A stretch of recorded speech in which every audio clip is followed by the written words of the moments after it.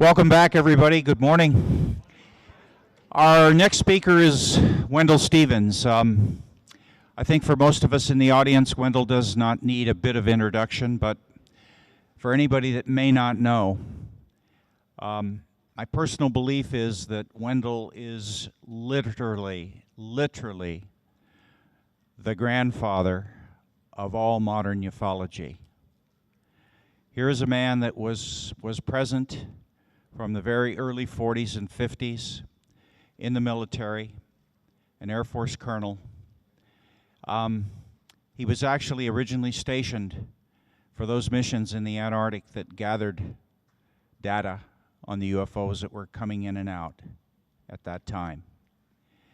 And his passion for this subject has made him, I think, ultimately the #1 resource on the planet.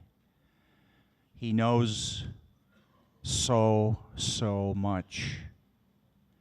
He's probably forgotten more than I personally will ever know. Ladies and gentlemen, Wendelle Stevens. Good afternoon. My name is Wendelle Stevens, Lieutenant Colonel, United States Air Force, retired. It's a pleasure to see so many of my old friends coming here every season, and I welcome you again today, and I greet all the new ones. Thank you very much. Now, I wonder how many of you remember this picture or similar that appeared in your newspapers way back in 1989, 90. This is a painting of a Russian landing at Voronezh, Russia, a provincial capital 500 miles south of Moscow. Now, this is what appeared in the Phoenix newspaper. This is printed on the front page. It says, UFO captain taken prisoner by the KGB. We couldn't get the whole thing. The original microfiche had been destroyed. Can't get copies of it anymore. Would love to have them, but everybody in Arizona area saw that headline and read those papers. Here's another page from the same. And this was describing a landing that took place by this silver sphere in the provincial capital city of Voronezh in Russia in 1989. But there was a considerable preface to this that we're going to get into in a little bit here. Now, the beings that got out of that craft, when it landed, this big 9-foot tall being got out of the craft in a red overall suit. And he talked to the crowd in the local Russian dialect, perfectly expressed. And he asked for, he talked to 400 eyewitnesses around the park there and asked them to bring a leader to the park, and they did. They brought the mayor of the city. And while the mayor is standing there talking to the giant in his native, in the native dialect of Voronezh, a KGB truck drove up. Officers got out, arrested the giant, started loading him into the KGB van, a big van, and one of them hit him on the back with a baton. He was getting in, but he went in with no resistance at all. Probably could have picked the truck up if he wanted to. And went aboard, and they drove off with him. And when he left, 2 more came out of the craft dressed in silvery suits. And they talked to the crowd in perfect local dialect also and discussed things with them. They talked to various of the stronger members of the crowd. There was a 12-year-old boy that began screaming something, and they turned the beam on him, and he disappeared, vaporized away. And the crowd was aghast at what happened to him, and they thought that the beings had killed the boy. But half an hour later, the boy appeared walking around in the crowd again. He was now calm and happy, and he was in good health. So whatever they did was a temporary thing to get control of him and put him back in a normal state. So this was caused a big upset, and the reason it got in newspapers all over the world was because there were approaches. 6 days in advance, there were approaches on the city of Voronezh by the same craft that came in from at the same altitude, the same directions. For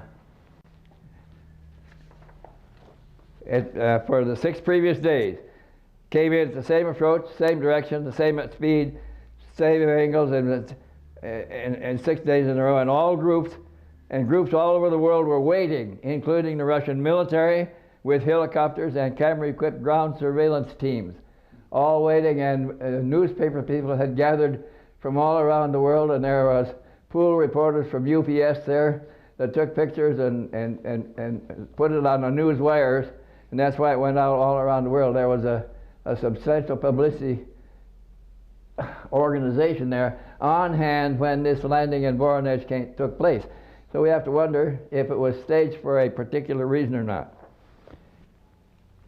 On this 7th day, the approach continued, and the pulsating ball of plasma light dimmed down to a silvery metallic sphere about 30 meters in diameter and landed in the Central Park in the middle of Voronezh before the astonished gaze of over 400 eyewitnesses. A seam opened up around the port in the side of the big craft, and a ramp slowly descended to the ground. The ramp had ridges across the surface, and a giant human being some 3 meters tall, that's 9 feet tall, and a meter across the chest, came down the steps in a red coverall, one-piece suit, and addressed a crowd of onlookers in perfect local Russian. He asked to speak to leaders, and the mayor of the city was blowing up the artist's sketch of the alien being. Here he is again, the big guy, 9 feet tall, and if you'll notice, he has a third eye, physical eye, in the center of his forehead, in addition to the other 2.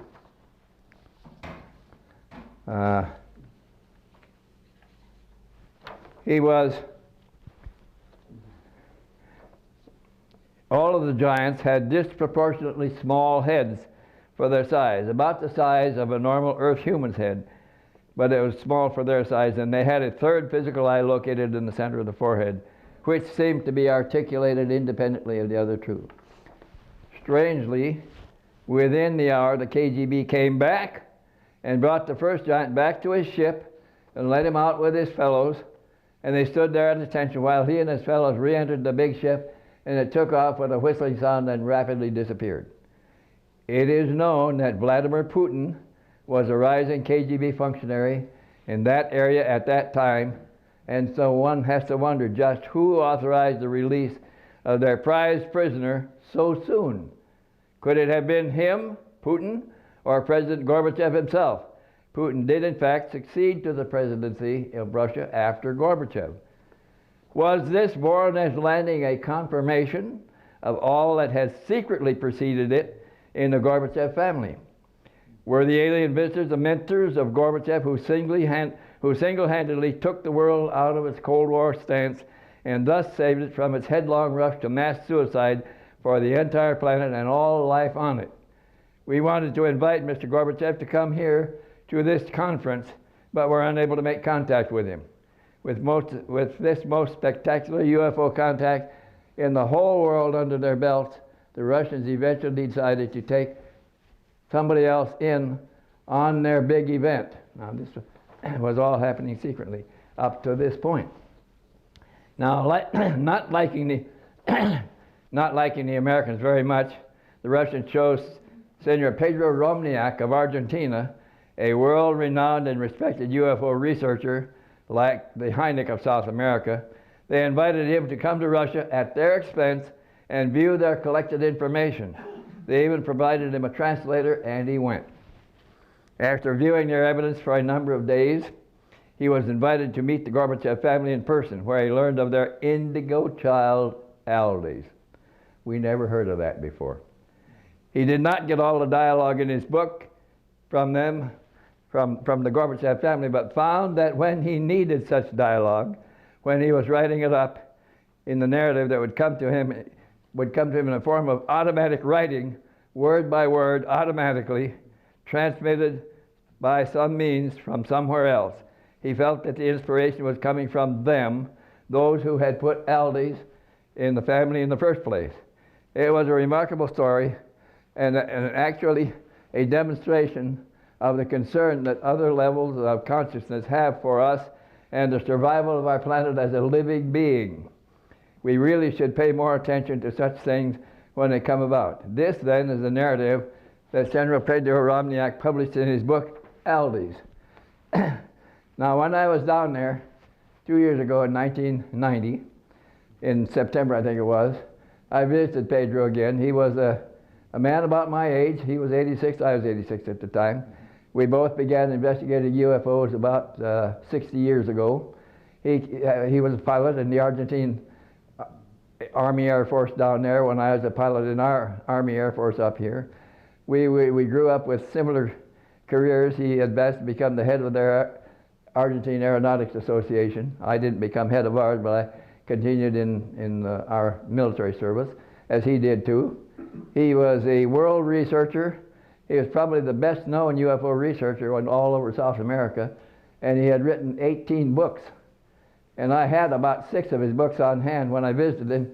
So when I see that his total had grown considerably, I bought all the rest of the books. And when I got home, I read them one by one, leaving the book titled Aldi's last, because it was not a very impressive title and didn't say a whole lot about UFOs, but it did have a picture on the cover. And I finally read the book, and I found that it was truly the most interesting book of the whole lot of 18, that it was remarkably done, and that it had a lot of information in it that we never heard before. So who was Aldi's? Aldi's was born in Moscow in March of 1977. He was born in a painless, he was a large baby. He was 10 pounds when he was born, and he was born in a painless childbirth, happily felt by the mother. How many of you ever experienced something like that? He was born in perfect health and grew rapidly. The name Aldi's sprang suddenly into the mind of Raisa, and she couldn't get it out of her mind. So they named him Aldi's. Simple name. The baby's intellectual capacity was unequaled. He walked at 10 months, began to talk clearly and in whole sentences by the end of the first year. He spoke in precise terms and asked for his own room in the household, which they did. They had all the bedrooms were upstairs, so they had to create a bedroom, make up a bedroom downstairs for him. The father was promoted to a new major position in the Communist Party by the end of the first year, Aldi's first year in 1978. And he was rising in the communist hierarchy, which seemed to be guided because he was lucky all the time. He became Secretary General of a high committee in the Communist Party, Communist government during the second year of the boy's life. And it was about that time that he fell down the stairs. He'd gone upstairs to his parents' bedroom. He fell down the stairs and was unconscious for 3 hours.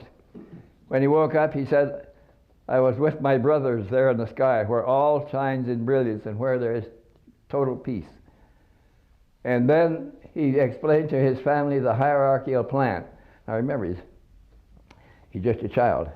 He told them that the hierarchy had selected one of their scientists to take on a human body to try to influence from birth the necessary effects of change. B, the one selected must possess total dominion over self and humanity and be able to act alone on the minds of men of earth to produce concrete results. C, he must be able to complete his mission silently and anonymously. D, he must be born in a country where one man alone can control all power of the most powerful country on earth, the Soviet Union. E, Russia was selected due to its absolute dictatorship by one man alone. F, all must be controlled by one single man who could decide alone with no assistance. The mother observed the child's serenity of approach to life and being, and that the child prayed a lot. Before his second year, he began to write words and spoke in strange languages.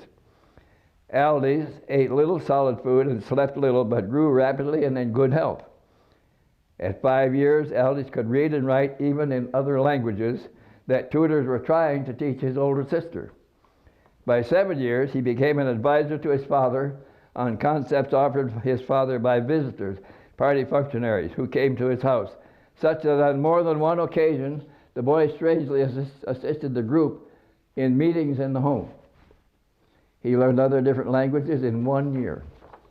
At 8 years old, Aldis dreamed that his father would be in an airplane accident the next day. He was dreaming downstairs, and he was so disturbed that he went upstairs, woke his father up, said, "Papa, please don't get on that airplane." And the father was going to go anyway, and he wailed and carried on till the father promised he wouldn't go. And the next morning when he got up, he canceled the flight. And the next day, after that afternoon, that flight crashed in central Russia and killed all aboard. At 8 years, he also spoke Russian perfectly and German and English as well. At 9, he looked like a boy of 12. For his 10th birthday, Aldis' father and mother took him to the leader's retreat in foliated mid-Siberia. And here he had a second accident, skiing. He was adept at all sports. He was a great skater, a good skier. He was good at everything he tried.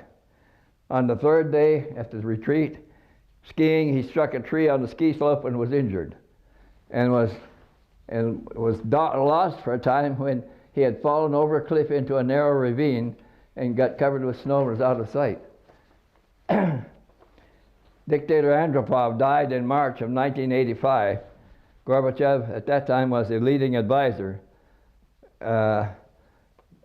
for Andropov, and Andropov was actually grooming Gorbachev to take his place as the Secretary General of the Communist Party. This was when Aldis was 11 years old, nearly 12. And he was now fluent in 4 languages, and he could also read all minds and influence thinking. So Andropov was grooming Gorbachev to take his place, and then Andropov died, and suddenly he was passed over by the Supreme Soviet, and they elected an old guard member, Chernenyenko. Chernenyenko was already ill, and he was bedridden most of the time, and Gorbachev continued as the principal advisor to the leader of Russia through Chernenyenko's reign until he died within a year of his first becoming dictator. And the Supreme Soviet was rushed into session to get a new leader immediately, and they elected Premier Mikhail Gorbachev to be Premier and Secretary General of the Communist Party. So he now became the dictator of Russia. And he had absolute power over everything. At that point, he was the most powerful man in the world alone. By now, Aldis was fluent in 4 languages and could read all minds and influence thinking. And as his father was forming a question, Aldis could perceive it in advance of the asking and was already answering it before it was fully asked. And his father became increasingly dependent on Aldis. Aldis explained reincarnation to his parents many times. Now that's interesting, a child explaining reincarnation to his parents, but they accepted it. Mikhail Gorbachev was elected supreme leader in early March of 1985. Early in 1985, and just before March of 1985, and a few weeks after election, he decided to take a break to the leader's retreat in mid-Siberia. Well, at the retreat, that first day, Mikhail decided to take a walk. This is in March of 1985, to take a walk alone in the forest there. He put on a heavy coat, snow boots, and snowshoes, and headed out. It was about mid-afternoon. He walked a mile from the cabin, sat down on a fallen log, and gazed out over a snowy meadow in front of there at a pinkish-orange pulsating light that was slowly approaching. It continued to dim down as it approached and began to lose its radiant corona. At about 15 meters in front of him, that's not very far away, in front of him it began materializing as a solid metallic sphere about 30 meters in diameter. It had taken on a reddish tone of color by this time. At 10 meters in front of him, and 2 meters to 3 meters above the ground, and 6 to 7 meters, a 6 to 7 meter diameter metal sphere that's 30 feet in diameter. No, it's 7 meters, would be 21 feet in diameter. Metal spheres hovered silently in front of him. At 2 meters above the ground, a seam opened around the portal, and a metallic ramp with cross ribs on it came slowly down to ground level. Does this sound like the Voronezh landing? This has taken place 4.5 years before that. A giant 3-meter tall being in a red coverall came down this ramp and greeted Mihail cordially. His head seemed to be disproportionately small for his size, about the size of our own head. He had a third physical eye in the middle of his forehead. The head was bald, completely bald, with no hair, and he looked friendly. He wore high gold boots and a wide belt with buttons and dials, and wore a gold circle with a blue triangle on it on his breast. Now, the painting done at Voronezh also shows the gold circle with the blue triangle in it on the breast of the big being. The big being spoke in a soft voice, "Brother, we come in peace, so that you do not destroy yourselves again, as you did before some 25,000 years ago. Brother, you who are the highest in this nation now, the largest and greatest of all, now have the privilege of becoming the missionary of truth, of light, of peace, of order, and all that is awaited by the entire world. Your son Aldis is our brother, who was placed at your side by the highest to redeem the humanity of your time." During the government of Chernenko in 1984, Gorbachev controlled the Soviet destiny as chief advisor. And before the death of the title holder on 13 March 1985, he was occupying that position. Because the Chernenko was bedridden most of the time and the country was being run by advisors, the Supreme Soviet was rushed into session to get a new dictator immediately. And it so happened that 3 potential contenders for the title alongside of Gorbachev were all out of the country at the time, and Gorbachev was immediately elected by the Politburo to become the new dictator of Russia. Secretary General of the Communist Party, a new leader, the youngest of all of the leaders in the line. 3 possible contenders were out of the country during the assembly.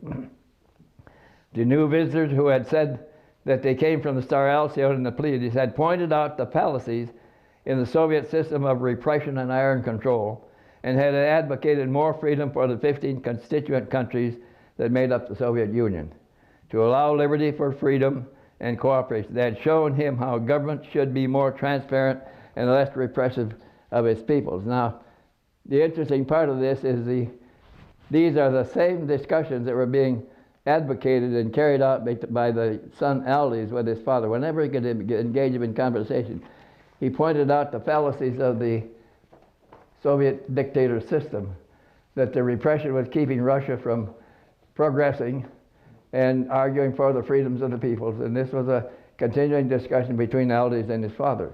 But it was Aldis was espousing the plan advocated by the superiors that put him in the family in the first place, and preparing Gorbachev with the ideas. Gorbachev came back from that trip, and shortly after that instituted perestroika and glasnost, carrying out the wishes of the big visitor. That took place in March of 1985. And remember, if you look back in your history, that's what, shortly after that, within 3 months after that's when perestroika and glasnost were advocated by Gorbachev. Perestroika was a structural reform, creating a new military or multi-party system and more autonomy for the constituent republics. There are 16 republics that make up the Soviet Union. It restored individual freedoms and rights, and also the rights to religions of one's choice. Also restored property rights to the people that lost it to the old communist government. Glasnost was a change of voice which changed internal procedures, creating more transparency in government. It set up a new multi-party system and provided for free elections. Now they're approaching democracy. And a new democratic president has now taken over. Gorbachev himself was freely elected to be the new president of the Soviet Union when they held their first elections. The first bloodless change in power in a very long time. A new president was elected after him, and the power changed hands again in another bloodless exchange for the first time in many years, thus demonstrating Mr. Gorbachev's own indifference to wealth and power. No other man in the whole world could have done what he did by himself alone, where he personally took us out of the Cold War and saved the world from its own headlong rush to mass suicide. We are not safe yet, but we are on our way, thanks to this one man. If there is ever a world medal, it should be given to Mikhail Gorbachev, who works quietly now to keep us on track and on our way out of danger. No other person in his whole world could have done this. Aldous told his mother that his ancestral father, 25,000 years ago, was Atlas, who ruled Atlantis for 500 years. Remember, the main stars, 7 main stars of the Pleiades, are named after the 7 daughters of Atlas. He also, these would be sisters of Aldous. He also told his mother that he was 250,000 years more advanced than her or Gorbachev, and that both Mikhail and Raisa were more ancient and evolved than their brother terrestrial human beings, who are also reliving an honorable mission, very difficult, but one which Mikhail will complete successfully. Mikhail and Raisa are both old souls and are from other worlds, he was told, much older and more evolved than this one. Mikhail is already prepared and activated for his new role in world affairs. And then came this mind blower. Aldous, in his discussions, that time came when, after the 3rd or 4th visit to the leaders' retreat in mid-Siberia, Gorbachev was overwhelmed with problems and everything, and he wanted to take a break from it. Aldous begged to go back to the ski slopes where he was injured before. So they went back there, and it was there he went for a walk with his father. His mother had fallen asleep. It was early in the morning, like 2 or 3 o'clock in the morning, when he asked his father to go for a walk with him. And they walked out into the cold morning. And there, at that time, Aldous explained to his father who he was, where he came from, who his superiors were, why they put him in the family, and that his mission was essentially completed, and that he would leave soon. He's not even 16 years old yet. So he discussed what had already happened with his father and reaffirmed the father's decisions, and that he was on the right track, and that it was according to plan, and that he had finished his mission in the family, and that he would return to Alcyone. So they hugged, said goodbye, went back to the house, and they returned to Moscow the following day. The helicopters came and picked them up. Now, the next morning after that, Aldous persuaded his mother, talked to his mother, and wanted to go back to the ski slopes again. He's already said goodbye to his father, and when they get back, he's loaded with affairs, and he's away from the house all day long and most of the evening, catching up with business again. And so the father agreed to send the helicopters and the mother and the boy back to the retreat for a couple more days. 3 days is what they decided on. So when the next morning, the helicopters took Rice and Aldous back to the retreat. They asked the caretakers to leave them alone for the 3 days and to take the helicopters back to Moscow. And so Aldous and his mother were alone in the cabin, and then he explained to her what he explained to the father, the reason he was in the family, who put him there, how and why, and that his mission was essentially completed and it was time for him to go back. And at that time then, he invited his mother to go meet the superiors that he kept referring to in Alcyone. And he, after a nice dinner, he arranged the couch, opened the couches into beds, and asked his mother to lay down, put his hand on her forehead, put her in an altered state of consciousness, and then took her to Alcyone with him to meet his superiors, where they observed many beautiful things and strange events happening there, and she got a full feeling of what was developing with the son and was ready to accept his need to return to his parent society.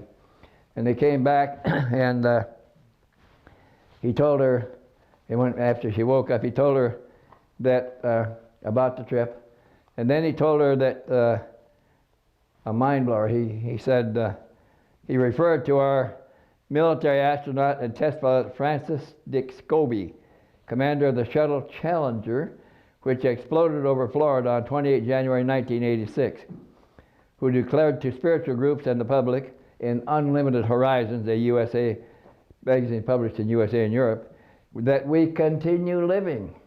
And he's explaining to his mother now that the astronauts may have passed out of the physical body, but they continue living.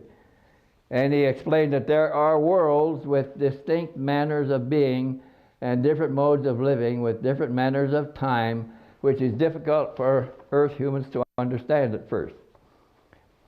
And then Dick Scobie, he's quoting Dick Scobie, who says, "I had the good luck to be recognized by marvelous angels in the sky who said they knew who I was. Perhaps many of you are not prepared to believe this, but for me it simply is." Now this is Aldis is explaining to his mother. He may even be repeating it in the words of Dick Scobie. But anyway, he said, we crews are very united and have come to know that the world that ended for us in nothing was indeed the mission that we had to carry out, which we are realizing now and has cost us some, since we are very much identified with our titles, and it makes it difficult to accept that on this side, titles are not important. What is of value is God, and we want to help them to communicate with their God. For my companion, astronaut Ellison S. Onizuki, a major in the U.S. Air Force, an engineer with us, and pilot of an earlier shuttle mission, Discovery, of January 1985, was secretly aboard the Challenger. It was much easier for him, because of his Buddhist background and spiritual knowledge, to accept our new positions. When he crewed the shuttle Discovery there in the cosmos, which when on Earth he could not comment on because of his position, he told us, the Challenger crew, when he was in orbit aboard the Discovery, there was grave danger of not being able to put the ship in a proper orbit back toward Earth. The maneuvers were difficult to accomplish, and if not performed correctly, all aboard could die. At that time, the spirit of astronaut Virgil I. Grissom, who together with two other astronauts died in the fire aboard the Apollo capsule on 27 January 1967, came aboard and helped us magnificently to determine the correct angles for re-entry back to Earth. Now, he's already dead. All of this was filmed and recorded perfectly in the 4 film sequence cameras aboard at that time, each one of them independently, operating independently and with different cameras. These films have now been destroyed. Let all of the groups of the world of our knowledge and belief confirm our existence.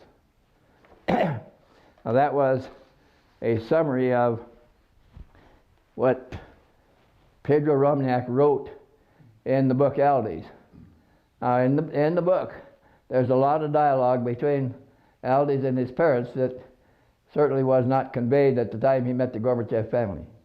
When he finished his investigation in Voronezh, had seen all the evidence they wanted to show, he was invited to meet the Gorbachev family personally, where he met Mr. Gorbachev and Raisa, and they told him about their indigo son Aldis, who is now gone, but they described much of the events that he reported in the book. But when he was writing the book and he came to a need for dialogue, he would tune in and it would be transmitted to him in a form of automatic writing that he wrote rapidly until it ended.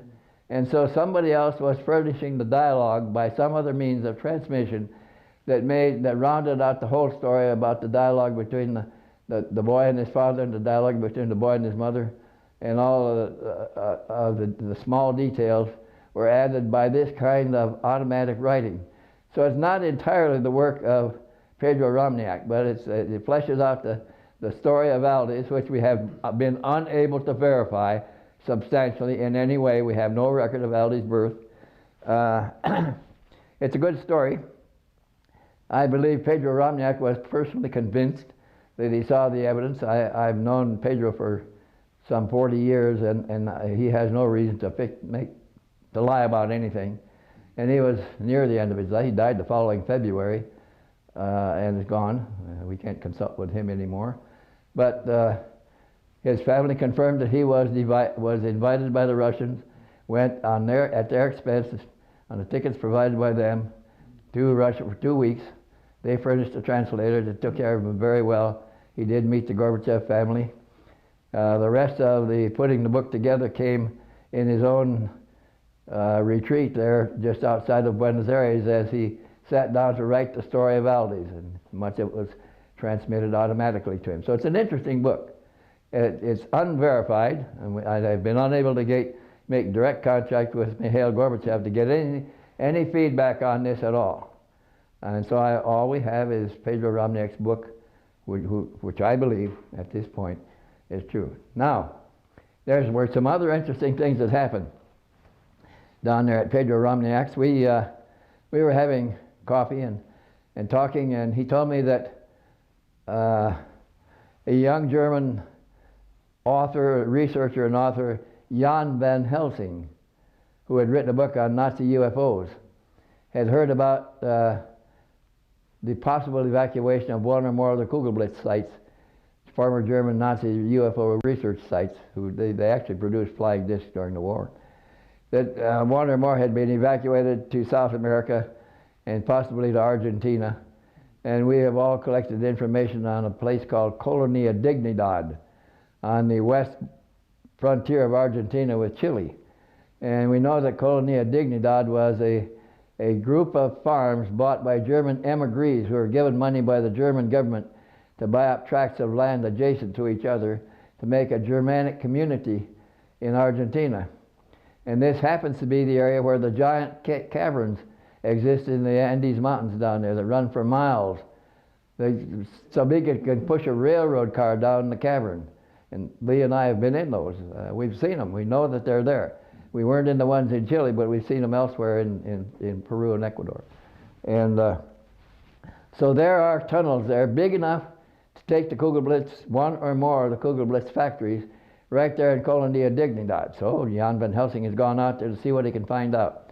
He couldn't find anything about the Kugelblitz research there, but he did meet a number of Germans and was referred to a young man, an engineer that was working on a project there that he would not discuss with Van Helsing, but said he was told that he was born in New Berlin.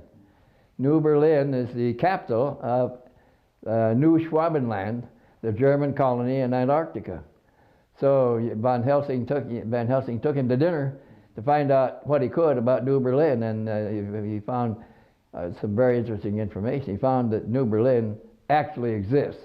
It's really there, that it was populated by some 60,000 German troops that were sent down there in submarines during the war to build the colony, and that it had a population of 300,000 beings, all living underground in the geothermal facilities that were created there. There's a vast city of 300,000 people living there, living and growing up. They produce all that they need right there. It's a perfectly formed city, perfectly organized. They don't have to import anything. And this young man told Van Helsing that about one fourth of the population of New Berlin are alien extraterrestrial beings living and working with the old Germans. The old Germans have died off, and they've been replaced by younger Germans. And one has to wonder about the size of the colony down there. But we learned during the close of the war that the Germans, when the Germans were in Russia, they took 20,000 Germanic women. They fit the outline of true Aryan women. They were blonde, blue-eyed, buxom women with good childbearing faculties or bodies. And they sent them to took them down to Antarctica. That's 20,000 now. And they took 20,000 German troops of the best Aryan stock and sent them down there also. Now they got a breeding colony down there in Antarctica that can produce all the labor that they need of true Aryan people. They're all blonde, blue-eyed Germans. And so the potentials are all there. There could be a city of 300,000, and this young man has just affirmed it to Jan van Helsing. So I found that very interesting because I've been following this Nazi UFO research for a very long time. I've got 2 books on it now. And compare notes and information with other researchers from all over the world. And I'm convinced that the Germans have continued their research. But a kind of an aside from that, when I was in Alaska, way back in 1947, where my research began, and I was supervising a team of highly classified civilian laborers that were installing special equipment aboard the SAC B-29s that were flying their target profile missions on Russia. This team was installing more cameras. There were already cameras in every gun position on the B-29. And they were installing more cameras, including more 16mm cameras. There were handheld cameras, 35mm cameras. There were 4x5 press cameras. There was even a K-20, a Fairchild K-20 camera that took a picture on an 8" by 10" negative. All put aboard the B-29s along with surge detection equipment in the electrical systems. There were 5 electrical systems aboard the B-29. They put detectors in each of them. They put magnetic detectors, radio frequency detectors that would pick up the strongest emanation, strongest broadcast signal, home on it for these 30 seconds, record it, then cancel it and search for the next strongest one, home on it for 30 seconds and cancel it until the sweep was clean, and then it would start all over again for the whole 16 or 18 hours of the mission. We put cameras aboard the craft to take vertical pictures of the surface below. We had geothermal devices that measured the geothermal mapping, all kinds of things on as rider programs on that SAC requirement for the B-29 crews to fly a profile mission on their target once every year.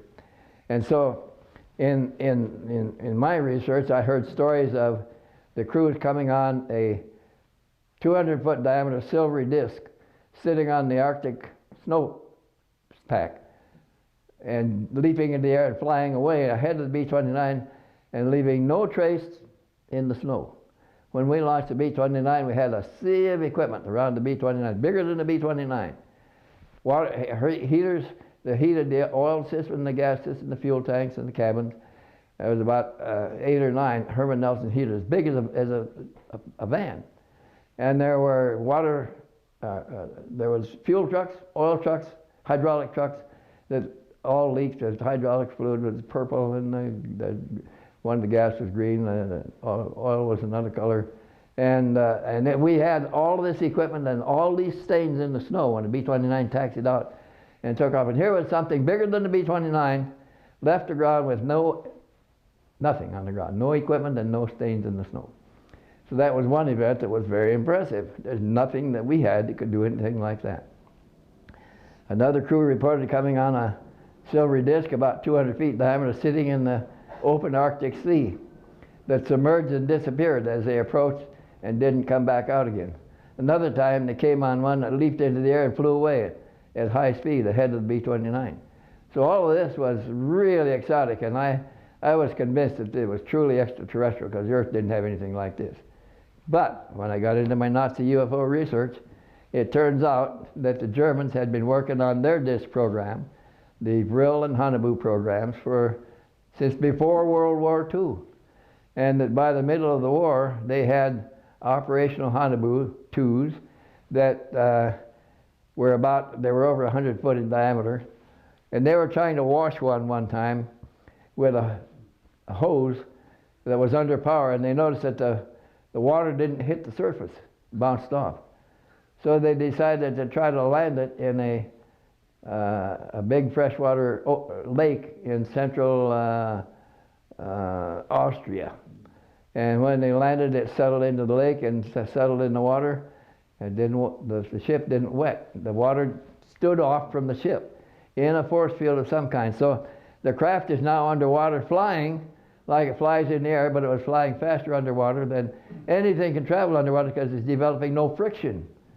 And so now, with hindsight, I can see that my superiors who kept insisting that those are not extraterrestrials, and I kept saying they're insisting that there's some new technological development. I think that they already knew that when the Russians were advancing on Germany, driving the Germans home, and the Germans were desperately trying to evacuate their best technologies, and by the time the